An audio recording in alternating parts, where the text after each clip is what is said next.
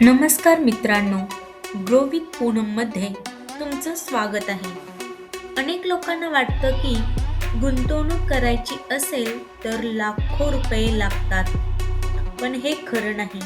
आज आपण जाणून घेणार आहोत SIP म्हणजे काय, ती कशी काम करते, 500 रुपयेपासून सुरुवात कशी करायची आणि नवशिक्यांनी कोणत्या चुका टाळाव्यात. SIP म्हणजे काय? तर बघा, SIP म्हणजे सिस्टमॅटिक इन्व्हेस्टमेंट प्लॅन. यामध्ये तुम्ही दर महिन्याला ठराविक रक्कम म्युच्युअल फंडमध्ये गुंतवता. उदाहरणार्थ, दर महिन्याला 500 किंवा 1000. एकदम मोठी रक्कम गुंतवण्याऐवजी थोडी थोडी गुंतवणूक करण्याची ही पद्धत आहे. तर SIPचे फायदे काय होतात?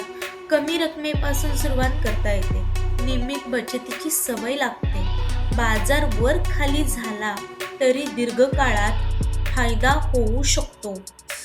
कंपाऊंडिंगमुळे तुमची गुंतवणूक कालांतराने वाढू शकते. तर बघा, SIP कशी सुरू करावी तर ते मी तुम्हाला सांगते. पहिल्यांदा तुमचे आर्थिक उद्दिष्ट ठरवा. त्यानंतर योग्य म्युच्युअल फंड निवडा आणि महिन्याला किती रक्कम गुंतवायची ते ठरवा आणि शक्यतो दीर्घकाळ गुंतवणूक सुरू ठेवा.